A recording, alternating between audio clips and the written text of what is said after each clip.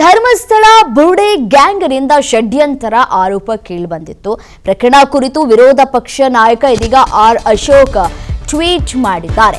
ಧರ್ಮಸ್ಥಳ ವಿರುದ್ಧದ ಷಡ್ಯಂತ್ರ ಧೂಳೀಪಟವಾಗಿದೆ.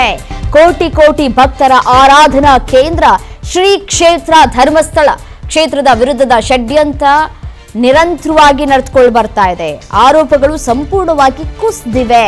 ಧರ್ಮಸ್ಥಳಕ್ಕೆ ಕಳಂಕ ಹಚ್ಚೋದಕ್ಕೆ ಸಂಘಟಿತ ಷಡ್ಯಂತ್ರವನ್ನ ರೂಪಿಸಲಾಗಿತ್ತು. ಕ್ಷೇತ್ರದ ವಿರುದ್ಧ ಸುಳ್ಳು ಆರೋಪಗಳನ್ನ ಮುಂದಿಟ್ಟುಕೊಂಡಿದ್ರು. ಷಡ್ಯಂತ್ರದಲ್ಲಿ 200 ಕೋಟಿ ವೆಚ್ಚದ ಸಂಚನ್ನ ರೂಪಿಸಲಾಗಿತ್ತು. ಪ್ರಕರಣದಲ್ಲಿ ಪ್ರಮುಖವಾಗಿ ಕಾಣಿಸಿಕೊಂಡಿದ್ದಂತಹ ಮುಸುಕುದಾರಿ ಚಿನ್ನಯ್ಯನ ಹೇಳಿಕೆಗಳ ವಿಶ್ವಾಸಾರ್ಹತೆ ಪ್ರಶ್ನೆಗೆ ಒಳಗಾಗಿದೆ ಅಂತ ಹೇಳಿ ಆರ್ ಅಶೋಕ್ ಟ್ವೀಟ್ ಮಾಡುವುದರ ಮುಖಾಂತರ ತಮ್ಮ ಆಕ್ರೋಶವನ್ನು ವ್ಯಕ್ತಪಡಿಸಿದ್ದಾರೆ.